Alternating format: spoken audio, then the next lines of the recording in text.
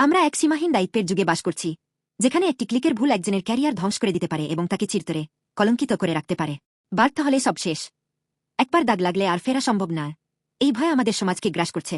কিন্তু আজ বাইবেল আমাদের সামনে তুলে ধরছে একটি জীবন রিবুট সিস্টেম, যা স্বয়ং ঈশ্বর সেই সব মানুষের জন্য ডিজাইন করেছেন যারা অপ্রত্যাশিত দুর্ঘটনা এবং দুর্ভাগ্যের কবলে পড়েছেন।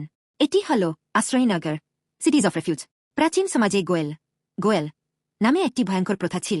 এটি ছিল এমন এক সময় যখন পরিবারের কেউ ক্ষতিগ্রস্ত হলে সমপরিমাণ প্রতিশোধ নেওয়াই ছিল ন্যায়বিচার। কিন্তু ঈশ্বর অনিচ্ছাকৃতভাবে ভুল করা ব্যক্তিদের জন্য সারা দেশে আশ্রয়নগর নামে কিছু নিরাপদ স্থান তৈরি করেছিলেন।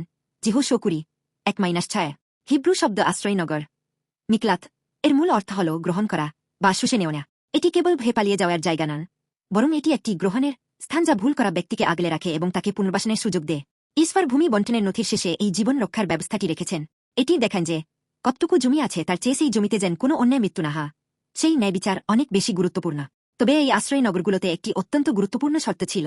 অনিচ্ছাকৃতভাবে কাউকে হত্যা করা ব্যক্তি ততক্ষণ সেখানে সুরক্ষিত থাকতেন যতক্ষণ না তৎকালীন মহায়াজক মারা যেতেন।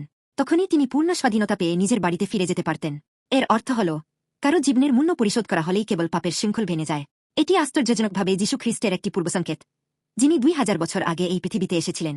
ঈশ্বর যীশুকে আমাদের জীবনের সবচেয়ে নিখুঁত আশ্রয়নগর হিসেবে পাঠিয়েছেন। আমরা সবাই জীবনে ভুল করি। কখনো কখনো আমরা এমন অপরাধবোধ নিয়ে চলি যা আমরা নিজেরাও ক্ষমা করতে পারি না। যখন আমরা হতাশ হয়ে বলি আমার জীবন শেষ, তখন যীশু আমাদের বদলে ক্রুশে প্রাণ দিয়ে সেই সমস্ত পাপের মূল্য পুরোপুরি পরিশোধ করেছেন। নিশুর ক্রুশ হল একটি বিশাল শোষক যন্ত্রের মতো যা আমাদের সমস্ত লজ্জা এবং ভুলকে শুষে নেয়। আমরা যদি তার কাছে যাই, তবে পৃথিবী আমাদের ব্যর্থ বলে তকমা দিলেও ঈশ্বর আমাদের ক্ষমাপ্রাপ্ত হিসেবে গ্রহণ করেন। আপনি কি অতীতের ভুল বা অপরাধবোধের কারণে ভেঙে পড়েছেন? ঈশ্বর আপনাকে একটি দ্বিতীয় সুযোগ দিতে চান। যিশু নামক আশ্রয়নগরে প্রবেশ করুন। তার আশ্রয়ে আপনার জীবন আবার নতুন করে শুরু রিবুট হতে পারে।